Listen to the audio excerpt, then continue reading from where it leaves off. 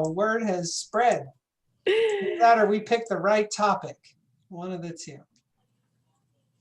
So for those of you who haven't joined, that's Jennifer, I'm Scott. We intend for this to be more dialogue-based and chat-based, although the 220 some people will change the volume of the chat tracking that we can probably handle. So maybe if before you did like 5 questions a minute, like slow your tempo down and we'll try to match up to get everybody in. Jennifer, anything more you want to say in the open? No, just thanks for joining us, and your questions and comments and contributions make us all better. So also feel free, an invitation to use the chat just to add your thinking and any kind of work that you're doing that might help pollinate other people's practice, so it can be used for other things besides questions as well. Great, and then a quick wave or thumbs up if you can see my screen and it looks like there's a PowerPoint on it. Thank you so much. Great. A couple of things off the top as we dive in. So as we mentioned, this has really been built as a space for us to hopefully be a little bit less presentational. I'm going to move through a couple of slides, but the goal is really to get to dialogue and share problems of practice. And as we go, we'll do this kind of 2-track thing where I'll be presenting, and meanwhile, someone will say like, share your name and your ID to help people get to know each other. And we think you're capable of doing both those things. We know you're asking kids to lots of times. And so we're trying to kind of model some versions of how we do this online learning together as we move forward. You are welcome. There's 225 of you, 260 now, to unmute and talk. We ask that you mute when you're not talking to help with background noise. But if there's a spot where you really need to get in, and also be mindful there's 260 people, so you don't want to dominate the whole conversation and kind of track other folks. Today we are doing something a tiny bit different, which may and be part of the reason why there's so many folks on. We're going to have a really focused dialogue around screening and entry and exclusion, and save a few minutes for questions at the end. One thing that's really critical to that is often we're kind of going like free form Q&A, like folks just kind of dump anything you have and we'll kind of track in pattern. We're going to ask you not to do that for the first 45 minutes. You can use the chat to ask questions or share resources in thinking about entry and screening and exclusion. But we'll ask you to stay kind of focused in that domain until we get to the end.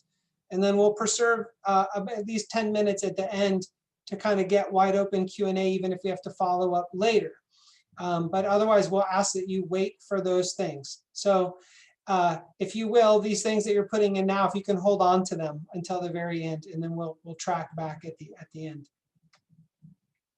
So the focus for the first 45 minutes of our time is really about what is and isn't happening at school entry doors. And I wanted to just give a couple caveats here as we dive into that. So often, Jennifer, myself, my colleagues from ODE, we're in the position of talking about guidance or interpreting guidance or trying to kind of weigh in with a clear, like, this is what the state policy is or isn't. This conversation is different. We're really trying to get into a bit of a practice question, like a problem of practice. So we're aware that different things are unfolding in different parts of the state. And there are really critical roles that everybody plays. So this call brings together public school leaders, private school leaders, folks who are superintendents, who are principals, ESD supports. We've got nurses on the call. We've got OHA folks on the call with us. We need all parts of that system to kind of work together. We're also, to get into the details of a problem, we can quickly take someone's words and go, well, now they said that, it overrides this work over here. And we want to shy away from that. So in the case this morning, I had a call with some folks who work in this arena, and they say, like, we've been working months with our superintendent and school leaders and nurses to get this setting, and we're nervous that this call today will override that work and mess it up. And the goal is not to mess any of it up, but the goal is to try to unwrap it and understand it, and then hopefully give better information or tools for you to go back to work with. That's not always how these meetings work. So we're putting some faith that we can kind of do that kind of thing and make sense and meaning together. And if Jennifer or I need to give a kind of like, this is the state interpretation, we'll try to like put a hat on for a minute and flag that that's what we're doing. But otherwise, we're really going to try to live into this being a chance to dialogue as professionals on things that really matter to kids and to staff and to community, but are hard to talk about. They will share a version of this PowerPoint along with the recording. Pulled a couple of resources that would be useful.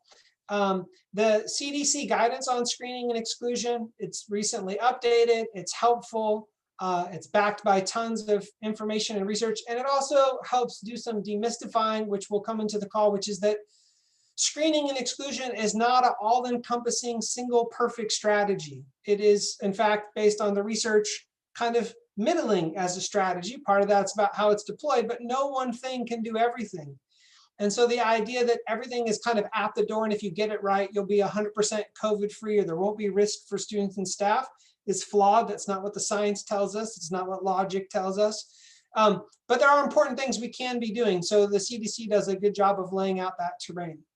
My nurse and OHA colleagues on the call are going to interrupt me at any point if I make a mistake, but so far they're nodding. So I think I'm doing all right so far, but feel free to do that. Also, one more other commercial note, this is being recorded. So we will post the recording on the RSSL webpage afterwards. The next thing is this template letter, exclusion letter for families. My staff, I think colleagues can pull this out of the PowerPoint and put it into the chat directly for folks. This is a useful kind of backdrop letter that would explain to families in advance the kinds of things that we exclude for. The general communicable disease guidance is useful. It's a reference point that is both, it's updated since COVID, but was available pre-COVID and is an important foundation for folks to work from. And then scenario planning in schools. We're going to work this conversation as if folks are generally familiar with these tools. If you aren't, then you'll want to catch up to them and dig in. But I thought just putting them out there as a reminder that they're there as a foundation for our conversation is useful without spending our precious time trying to walk through them all.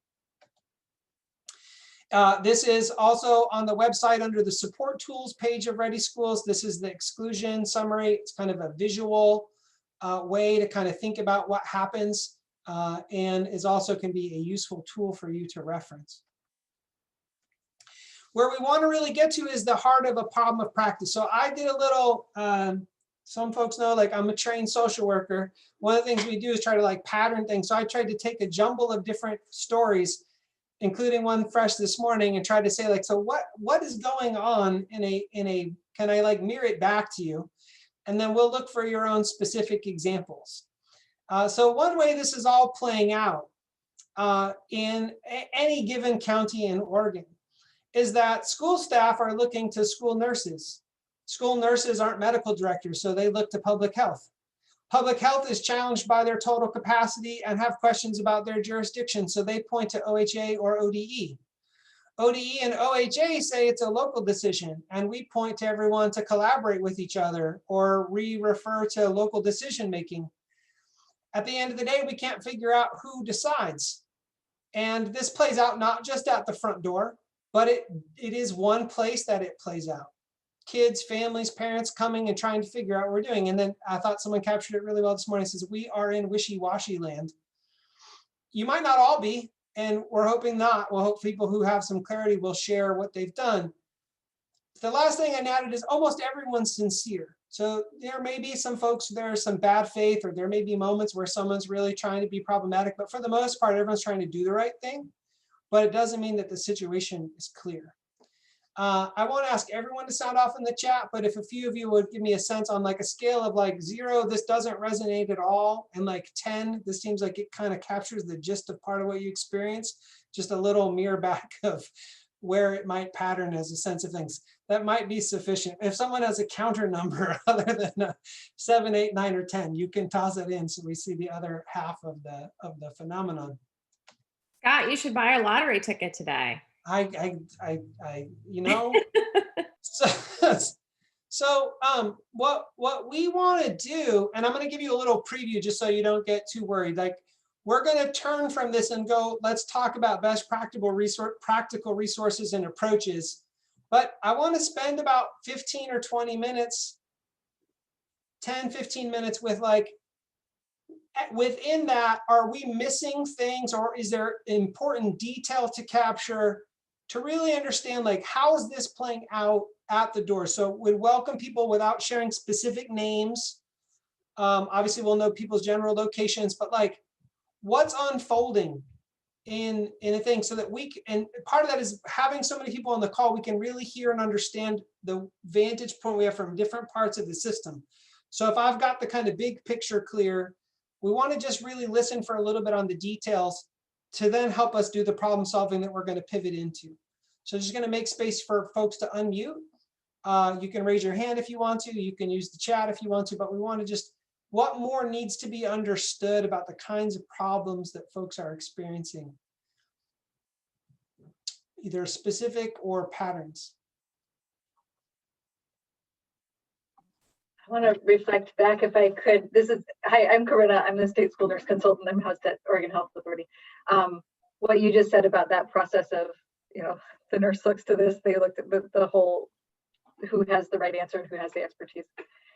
The discussion that's been going on for weeks, but this morning as well. The understanding the difference in where expertise lies, where authority lies, where we have such different capacity in different areas of the state. So there are some places where you do have someone who has public health background, who has, we have nurses that have doctorates, that have this, that, and the other, that have the understanding to be able to pull things together to create resources that then are shared out.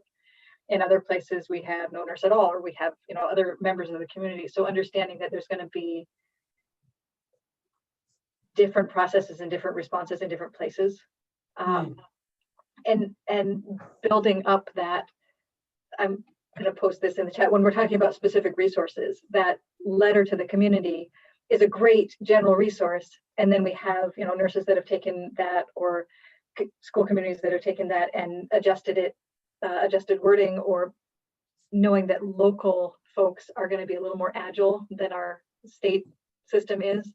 So if this most recent specific example, we know that primary symptoms of COVID, the definition of what that is, changed relatively recently. There were added chills and anosmia and things were added after that letter was released. Doesn't negate everything that's already in the letter, but if local folks want to be able to change that, they have the ability to do that and make the adjustments that are appropriate based on evidence, rather than waiting necessarily for the state to catch up. So there's local agility, local expertise, but still needing to draw on evidence. So who do we have in all these different places that have that? So I want to note 3 things back that you said, Corinna. So one is, as we think about challenges and solutions, all of this lives with the idea that county by county, community by community, capacity is variable. So what's a solution might not be perfect for another place. So that's where we need to be able to kind of customize. The state's general, but there is specific detail and expertise. And we do not want the conversation to override specific expertise. So where you have nurses and local public health in your district moving, we're not trying to unwind that work, but we are trying to figure out if there's things you could bring to that conversation, or vice versa. Maybe you've solved something that can be shared across and customized in another context. And the last thing you said, Corinna, is part of the other challenge is like expertise. So we're all learners in a way, but there are real experts in different areas, whether it's nursing or epidemiology, social work, school decision making, and how to get the right expertise at the right set of problems is a part of what we're solving for.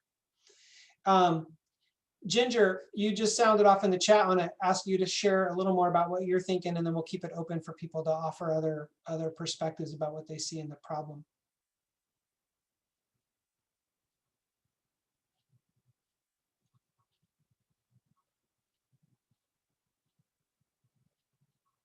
Ginger, maybe not. Ginger offered in the chat, we need someone beyond the district to determine if the environment's safe. We need internal capacity if we're prepared to provide services and have everything in place. So Ginger's a superintendent, and this gets back to that pattern question, right? Which is like, schools are like, we're not medical folks. We don't want to be the ones to make the final decision, especially with the challenges around liability insurance. And I think we have some LPHAs represented. They're experiencing it that way. What I want to make sure we do is, as we're talking about the challenges, we could apply those challenges to a number of questions in responding to COVID. And what I hope to push us a little bit to get to is like what's actually playing out as kids are arriving to school, families are arriving to school, what's happening at that door, just to get a little more granular. So the last office hour call, we were previewing this, and there was this idea of like, one community's approach is kind of like, we take anything that gets said at face value. And even if we think there's someone symptomatic, like we won't do any type of conflict or confrontation or intervention. And there's issues around that and feeling uncomfortable about privacy. And then another community has a very strong stance about kind of like dealing with whatever's known and foreseeable and how you intervene. And we got very different approaches about that. Again, it's not all about the door or about entry and screening, but I also don't want to avoid us getting into what's actually happening there and how it's going and what feels like useful resources or not. So other problems or things folks are experiencing before we turn to some solution finding.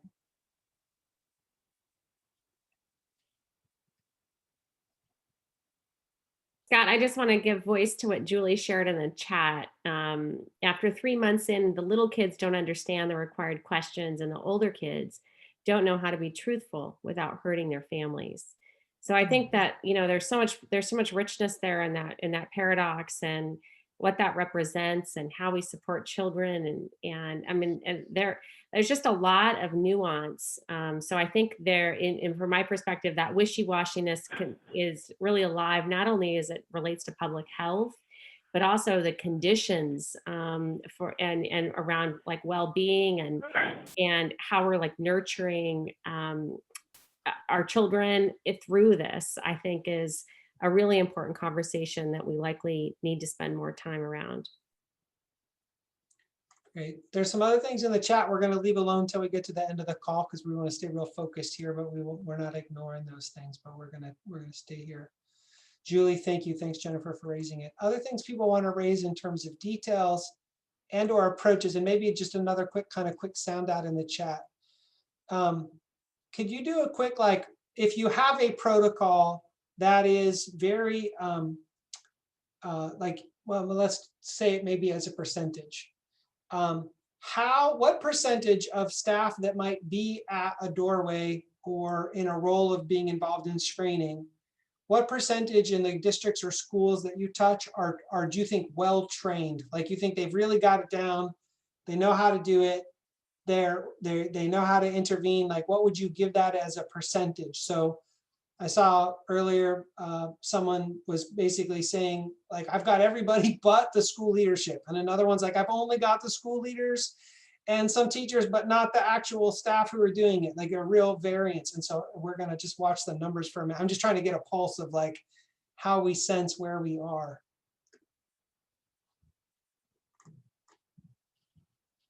And so quite a range here, 10, 20, 10, 90, 95.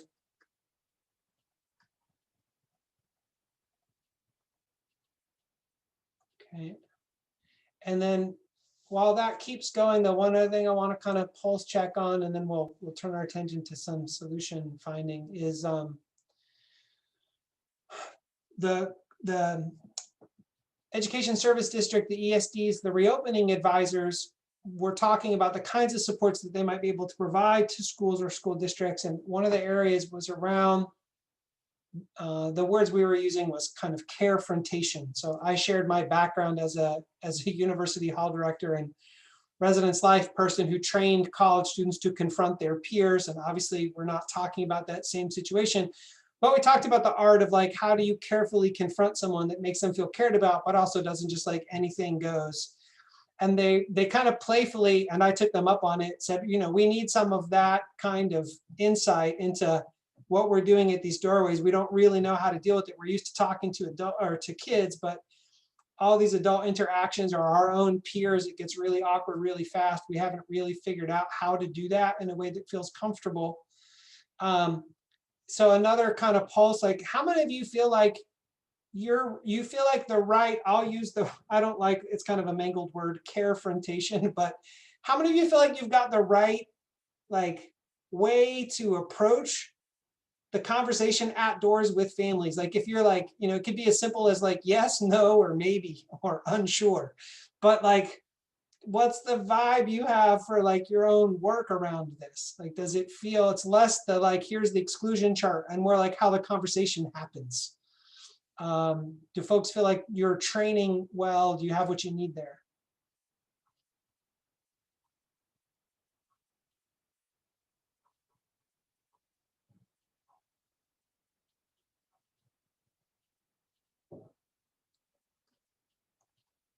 Jennifer, anything you're spotting in the chat?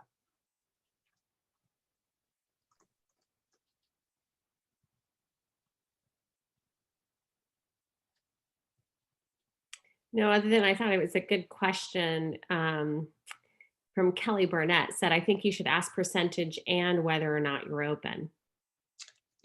Fair point. Fair point. Need more training on the exclusion chart. People are scared they're going to make a mistake. Obviously, if you haven't opened, this is, a problem you're not experiencing, but maybe will at some point. So you can think about it in terms of whether it's in 2 months or 3 months or 6 months or 9 months, like valuable conversation. Scott, the other thing that just occurs to me, and this is not a particularly profound statement, but I know was helpful internally for us to talk about that word safe, that it's probably helpful for us in this pandemic to stop using the word safe and thinking about being able to secure safety in this moment, that we certainly can mitigate risk. And our RSSL guidance and things that we're doing really help toward that end. But trying to make anything safe in this context is likely a pretty unrealistic goal and potentially sets us up as practitioners as well as our community for just an unrealistic expectation of what anybody can provide, even with the most robust protocols in place. Yes, beyond the title Ready Schools, Safe Learners, we recognize that, and our public health colleagues who are on can recognize, like we're really constantly just trying to all learn a language around mitigating risk. And there's things that can mitigate risk, and you can't end that, but you're trying to determine what's feasible, what's within the capacity. How do you get better at it? What's more effective than not to do that? And so a super important point. Okay, I'm going to turn the corner for time and get us into this kind of like, what are the kind of practical resources and approaches? And I know they're out there because some of you weighed in and said you think you've got this really where you want it to be at. So we're hoping you'll share. And I'll ask that folks be really, if you're willing, whether it's uploading a file, sending a link, sharing an interpretation, or if you have expertise on the call, what do we think are the things that are best? And I want to lay out these 4 questions as a whole because we might bounce around them a little bit. So what's working? And then to the evidence-based question, like, how do we know? How do we know it's working? The second one is, what principles are essential? Folks' context might be different, the details might be different, but we can probably pull out some common principles that can be helpful to use. So what do people can flag principles they think are really important? The third question, where's differentiation important? Meaning, where is what's happening in one town or community different than what's happening in another, and it's worth drawing the distinction? And where is it not helpful? There are certain things that we'd hope the whole system would do in common. There are certain things that we'd hope aren't negotiable. So where are those kind of standards? Should they be kind of evenly applied?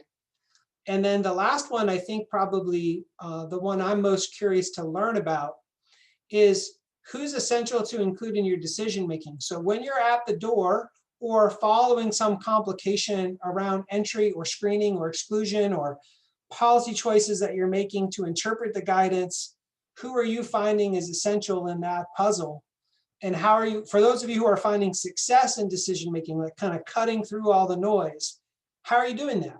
Like, what agreements got struck? Who's playing what role? Like, unlock the decision making matrix for other people. So I'm hoping we'll play around with those questions for about 15 minutes. And I've got one other thing to kind of offer up in that domain. but want to offer up. So if folks would just, again, unmute and open share or put in the chat, and I'm going to call on some people if not, because I saw some of you have this all figured out.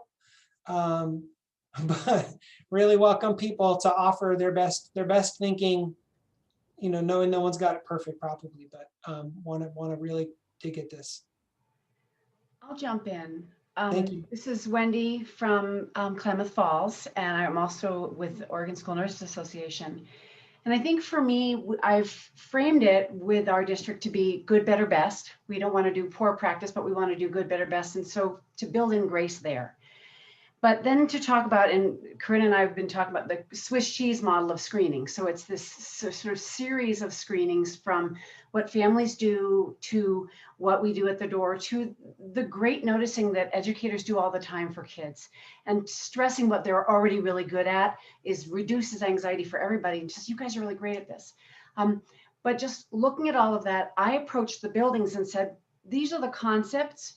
Where are your doors? And how do you envision, and our administrators were just incredible this summer, drawing diagrams saying, well, this is where we feel kids can be, and this is where we feel we can keep 6 feet, and who makes sense to be there.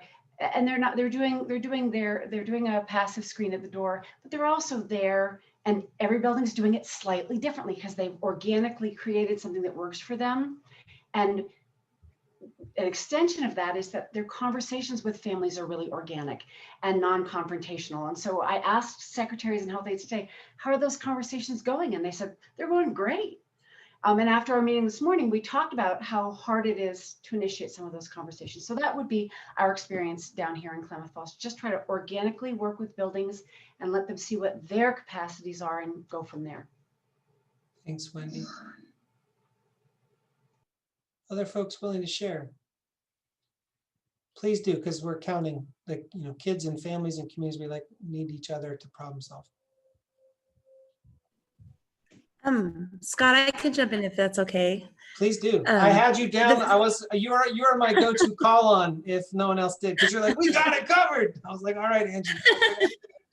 Yeah, Angie Ariola, I'm out here at ESD. I'm also wear many hats, but a part of my job right now is also helping with RAs, and I'm also director of curriculum instruction. So, one great thing over here, when the blueprints first came out, clear back like July, we kind of went in with our districts, and we all sat down and walked the spacing. We went through how to get kids in and off the bus, what this might look like. So we were training people on the way about screening, and it evolved too, because that changed also. And our summer schools open in August, and it wasn't perfect and still isn't perfect, but we each district assigned people and trained a few staff in case someone's gone who could be at the door.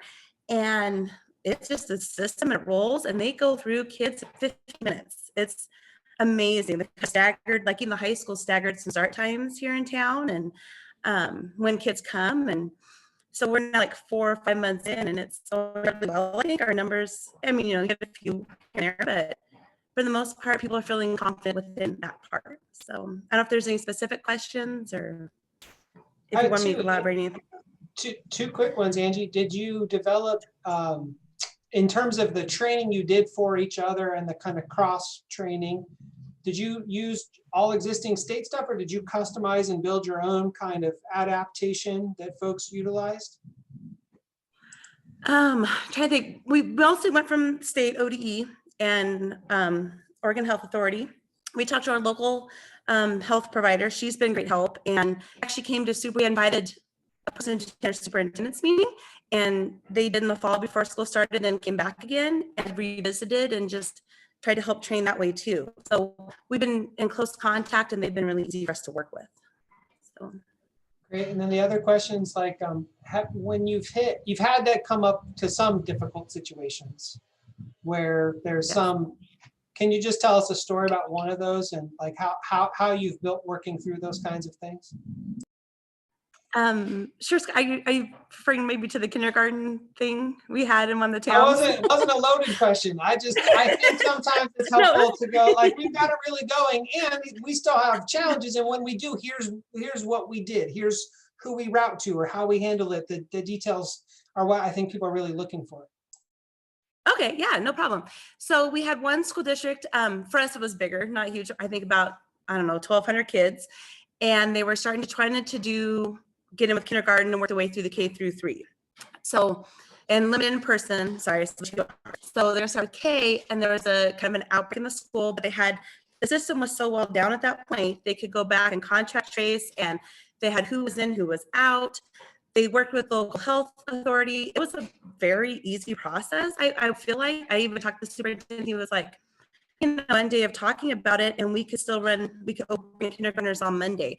So the training system was very well in place. They could open it up. They could tell who had been where, and the kindergartners come in, and now I think they're up to 3rd grade. They kind of staggered their openings. But since they did their screening processes so well and we had great data, the local health was like, oh, it's right here. We contacted these 6 people. They're not within that cohort. You guys can still keep going. So for us, yeah, you're welcome. So. That's great. That's great. Emily Ward, you put in the chat a little of the work that you've done, and I wonder if you'd be willing to unmute and just say a little bit more about what's been happening and how it's come together. Yeah, hi everybody, I'm Emily, Silver Falls School District, and Leslie actually shared some of our flow charts in our district, but some of the things that worked really good for us is we really spent a lot of time taking the resources that were already available and then making them fit our district better, and also pulling more information, so additional information and links from like the CDC, from OHA and ODE, from NASN and the Oregon School Nursing Association, and really just getting a wealth of information for us, which has been really helpful. We do a PowerPoint presentation with all of our staff, and that's been made mandatory, and so that's super great. It goes over pretty much everything, from symptoms and visual screenings to items like how to use a log, how to sign into the building, when to send somebody to the health room or consider the isolation room. We do separate isolation room trainings. We call them the sick room because we don't want people to be scared. But it's been really helpful. And then I think the third thing, which I really have found the most useful, is we've collaborated with our administration, and we do a weekly safety meeting. And it's something that's been very helpful because as things come up and as they change on a weekly or a daily basis, then we're able to address those in real time. And sometimes we meet once a week, sometimes we meet 2 or 3 times a week, depending on the situation and what's changed. And then we try to update those materials as we go and as things are updated to keep them current for our staff and our students. Thank you so much, Emily. And also more people sounding off and sharing, both with files, but also details.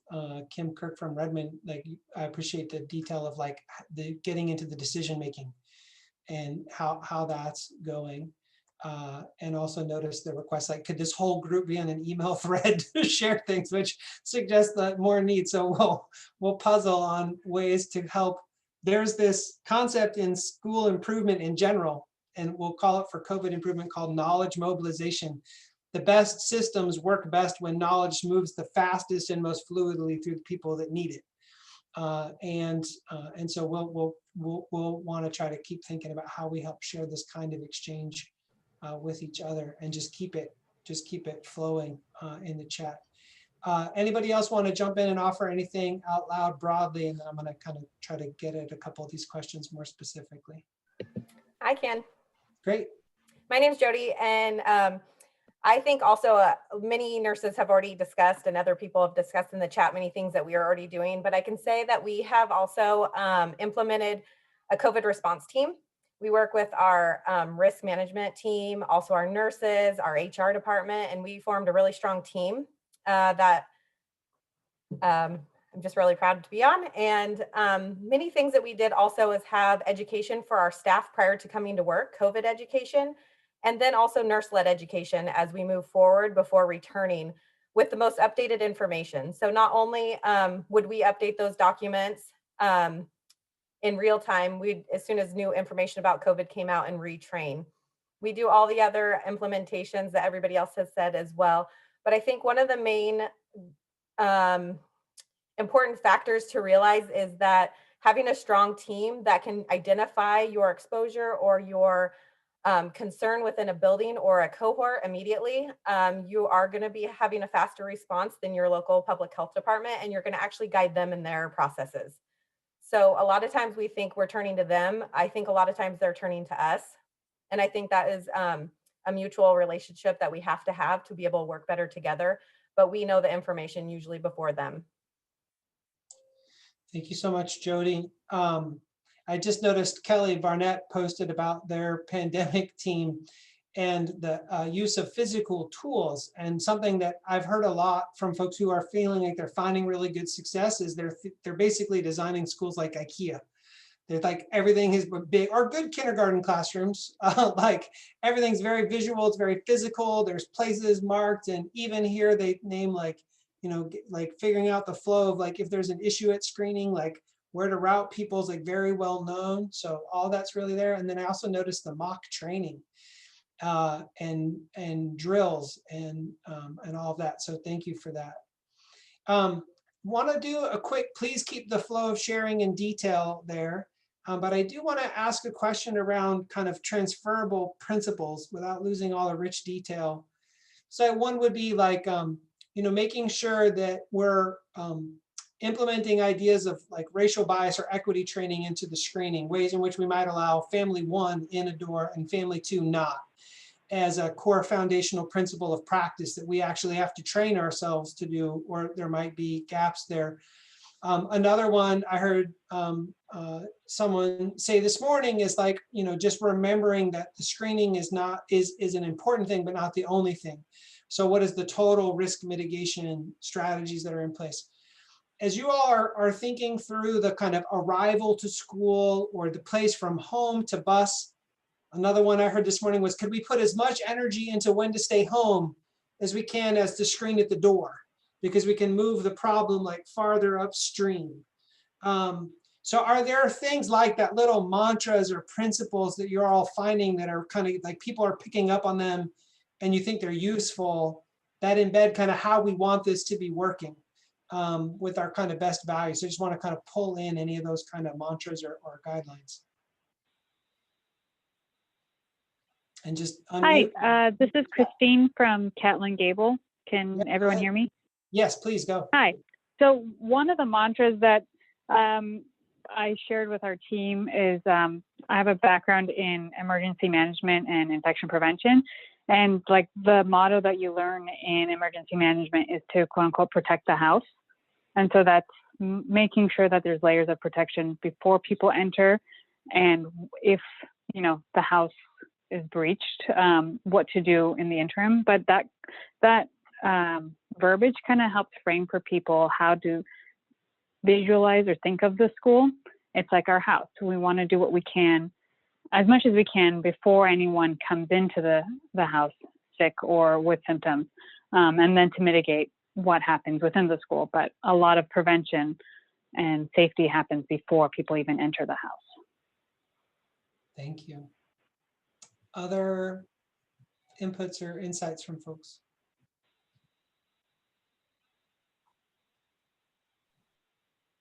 Another thing I had heard from nurses is the idea of framing, setting up a culture of telling or a culture of sharing, that it's like you were talking about as well, Scott, that this is a caring and supportive thing that we're doing to help one another in the community, instead of it being, there's so much stigma attached to being someone who's being sent home or you know, sent to an isolation room. So I don't know how that's working on the ground for everybody, but being able to set up that.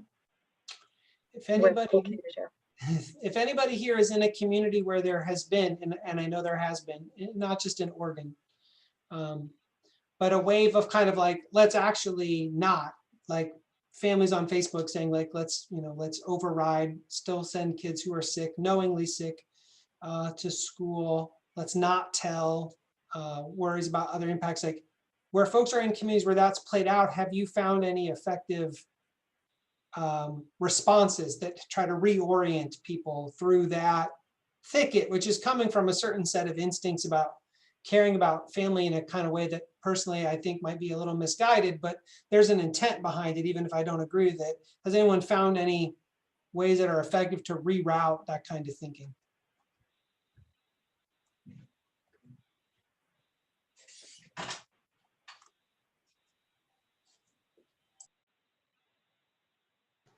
We've just used language around shared agreements. Try to stay away from sort of rule language, but just we have shared agreements. And I think framing it that way has kept the conversations with families positive. And with providers too, with the medical community, having the medical community sort of be on the same page was really important with that. And I'm finding that they are some of our greatest allies, because even there are times when you would want to say, oh, you should stay home because there so much is up in the air, tests take so long to come back. And the providers are leading that conversation a little bit. Why don't you stay home till this time and be a little bit more conservative with being out of school. We want kids in school, but we also want it to be safe. So just using language around shared agreements has worked well for us. Thanks for that. So I'm going to pivot to this last couple of slides, and then we'll open back, zoom out too. So hopefully the goal, if I didn't make it clear at the beginning, was to see the dialogue that won't feel finished, but try to kind of get our focus around what is the size and scale of a problem, how it's being shared, point people at potential resources, and to think about what after action might be, either for the state or for you in your own communities. And we've got little touch points, at least to each of these questions. I did promise that I would offer a little bit of resource from this, and I'll ask my colleagues who have access to the Google presentation deck to put, there's a resource from something called Judicious Leadership that you can put in there, but this is from 1982. This is the original one of the original textbooks for college resident assistants and advice about how to work with their peers when having to approach a conflict in which they're asked on behalf of their employer to intervene with their peers. And I thought that it's from someone, it's literally from like an RA training manual. I thought there was something kind of simple about it that was useful. I also really like the old font.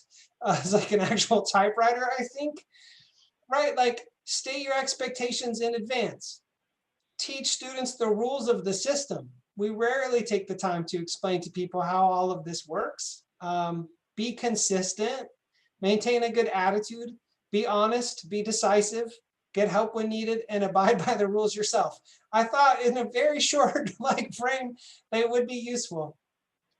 The other link that they'll share is for those who want to really go on a ride around this idea of helping adults think about their kind of conflict management skills. There's a resource that actually came from Oregon State a long time ago, a writer named Forrest Gathercole, called Judicious Leadership. And it was a training, it is also a training manual for college student affairs professionals still to this day. And it builds a theory, and I recommend like pages like 40 to 74 if you want to look at it.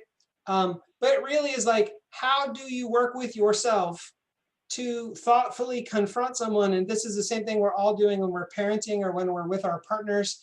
But we're at such a fractured moment in our communities, and COVID is such a hot spot of so many different types of tension, that I promised like here's a resource that might be helpful, that's kind of plain language and maybe useful to help think through this. And of course, many of you have your own training tools, and Wendy pointed out, we're actually really good at this. We just are applying it in a new situation. But we would encourage you to be taking time to talk about this and not steer away from it, as we think it's really important. Jennifer, anything you want to add on this to wrap like this section, or my nurse colleagues or OHA colleagues who are on? And then we're going to pivot and like talk metrics and budget and other questions for 10 minutes. But Jennifer, anything to add?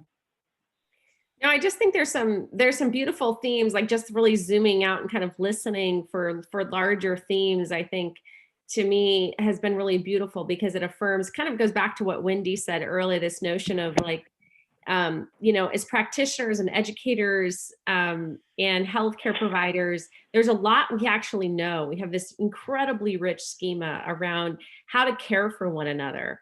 And so I think pulling on that schema and really trusting ourselves, even when it feels scary and uncertain, I think is really important, coupled with practice and redundancy and messaging that collectively brings us together around the larger purpose.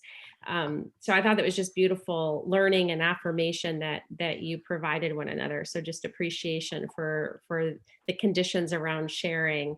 And then a lot of action in the chat. So I just wanted to also appreciate Scott, and I think it's important for us to name that, you know, small districts, I know and understand, my husband works at a really small district, so I know how it feels when you hear somebody talk about, gosh, we've got this COVID response team and we have a team for this and a team for that and staff for this. I just want to acknowledge what that feels like when you're a small district, a district of, you know, maybe 2 at the district officer level, or not even that many, and what the implications are for you. So there's been some requests privately in the chat, Scott, to really sort of thoughtfully think about and balance our conversation around how our districts that don't have the gift of a team or the benefit of the team, what are options for them, and how can we help more resourcefully respond to our smaller districts, as well as potentially pooling some resources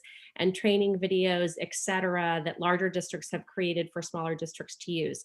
So I just want to, there's so much happening in the chat privately. I haven't had a chance to respond to everybody that's been putting that sentiment forward, but I just wanted to name and acknowledge that we hear you, and Scott and ODE team will put some more energy into thinking about how we can maybe create a resource hub for sharing to help some of our smaller districts and help everybody for that matter.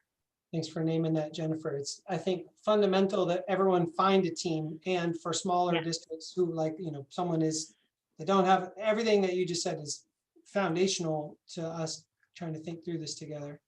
One quick clarity on the resource about Forrest Gathercall, and also super awesome, someone on the call had him as a professor, which is very cool. And oh my gosh. So that's super cool. But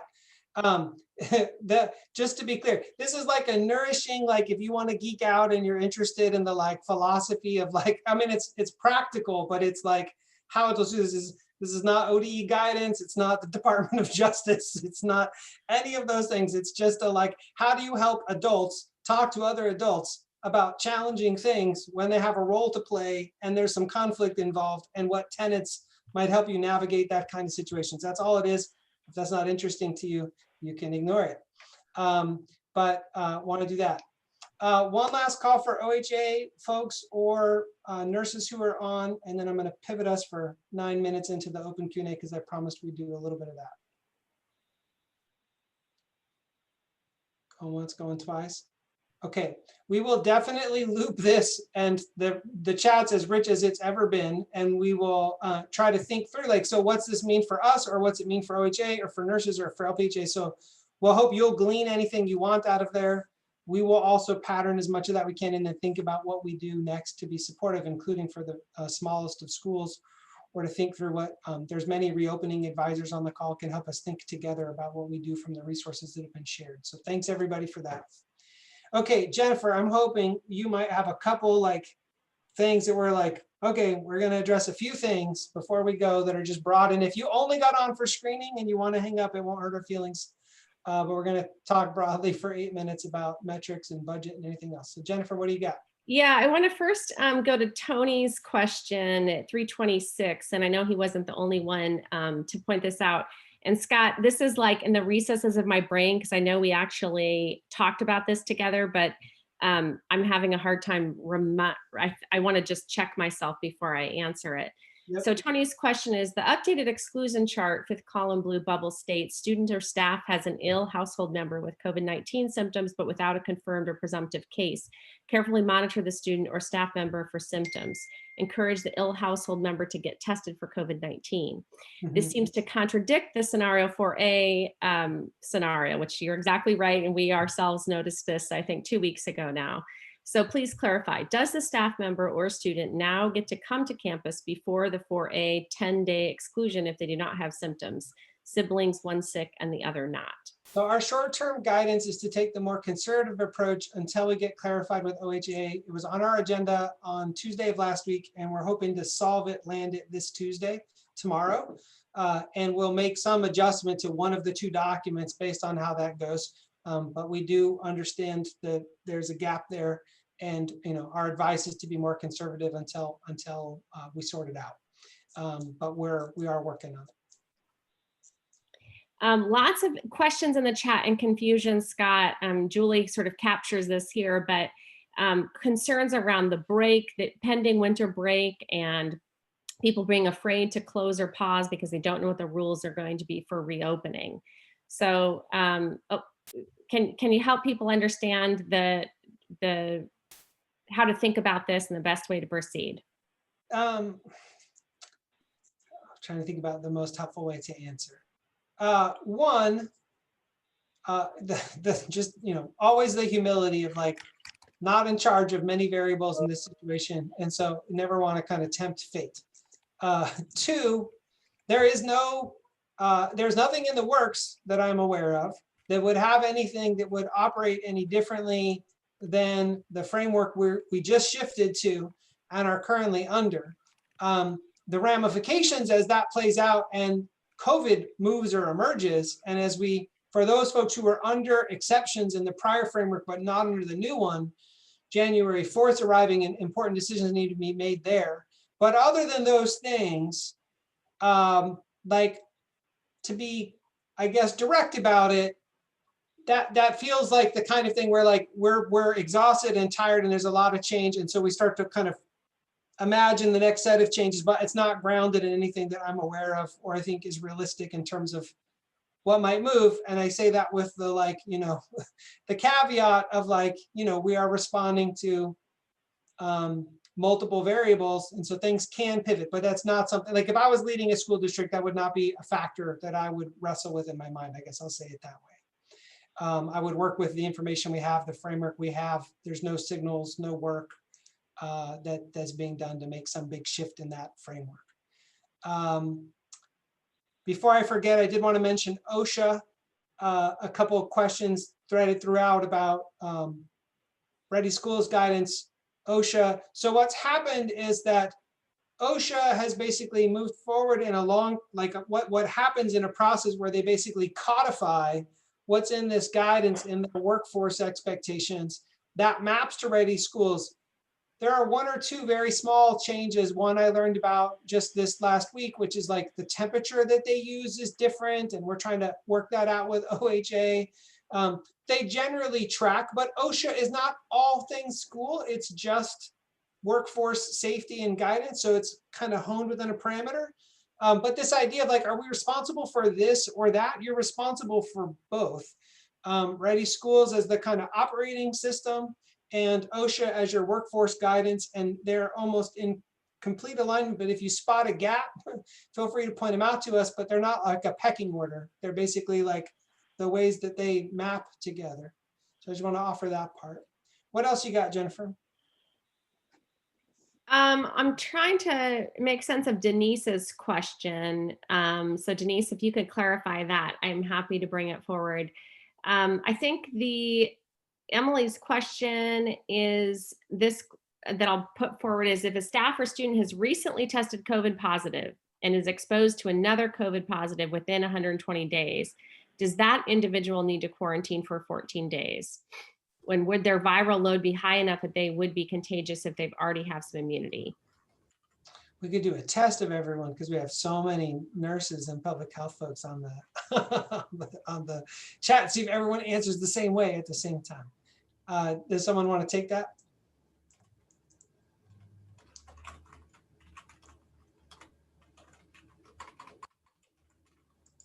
I definitely want to defer to our epidemiologist. I will say about 2 weeks ago, this question came up and the answer was we don't have a state answer yet for the 90, whether you'd be exempt for 90 days. It sounds like some localities do have a 90-day exemption, but I have not seen yet. I haven't heard more recently than that, so I would defer to our epidemiologist if there's a clear answer to that. Kristen or Lee, if you're on and you know, you can answer. And if we don't know, we can pull this into the next OHA conversation that we have and try to get a more definitive answer. This is Christine. I work out in New York, and what we've been using as a definition is as long as they remain asymptomatic, they're not considered re-exposed. If they are immunocompromised, however, or are symptomatic, then you would want to refrain from coming to school until symptoms resolve. But as long as they meet the CDC requirements for discontinuing, like in the hospital, discontinuing contact precautions or coming out of quarantine with like after 10 days of symptom resolution, no fever for 24 hours, all those things, then there's no reason to A, retest the individual within 90 days, or B, for them to re-quarantine due to an exposure. I saw lots of nodding heads. Reinfection has been very... That might make good sense on a practice level, and I think we probably do need a policy clarification about it. Corinna, can you email me the exchange or that, and I can follow up on it on a, make sure that we've closed a loop on that, and if it's not clear policy-wise. Okay, I'm tracking our Hi, time. Scott, this is Lee. Oh, yeah, go ahead, Lee. Sorry, I was double muted, so it took me a minute to like figure out how to speak up. We use the 90-day policy here in Oregon. So if you're become a case and then your symptoms resolve, you would not become another case until 90 days after that. And so if you are exposed and asymptomatic, then there is no need for you to quarantine because you would not be considered. But if you develop new symptoms, 60 days later, we would probably advise you to quarantine just because that feels risky. That makes sense. For folks not familiar, Lee works with the Oregon Health Authority and is Thanks, Scott. You're welcome. But we'll try to do a little loop bow crossing on that front. An entire hour has gone by in a very fast amount of time with a ton of information. So we're gonna have to close this for now. We're gonna make sure to save the chat. We encourage you to do it too if you want speedy access to it. And extra big appreciation to everybody for kind of turning out and engaging in this way. And then Jennifer, I'll offer you a last word or any teaser for next week's office hours. Oh, teaser for next week. Oh my goodness, no teaser. Just continued appreciation. One thing that Scott and I are both cognizant of too is just the size. I think our first office hours, we had about, I don't know, around 40 to 60. So it's a beautiful reflection of what's needed. And we appreciate that. Also, just if you've got any suggestions of how to make this more helpful for you, for your questions to be heard and answered, please share any feedback that you have for us, because our goal again is to create as much intimacy and two-way communication as possible. And we recognize the group size makes that a little bit more challenging, but in the spirit of that, we want to just always ask the question, how can we be better in service of you? And just know too that we're going to be continuing to think about how we both give what's on the chat available to you. So we'll be part problem solving, or maybe there'll be a link to the materials along with the recording. That's probably how we'll solve that. So you can have access to what's been in the chat. And then again, want to echo and name what we've heard about how to create a sort of a resource hub, particularly for our smaller districts. So just appreciation for everyone's spirit of learning together. And I think, what did you say, Scott, in your initial quote? Something around like most everyone is sincere. And at the end of the day, that's a pretty beautiful reflection of who we are together, the sincerity and authenticity that shows up in how we serve students and community. So just appreciation for that, that ethos that continues to be so evident and felt. Thank you, Jennifer. Thanks again, everybody. Take care. Thank you, everyone.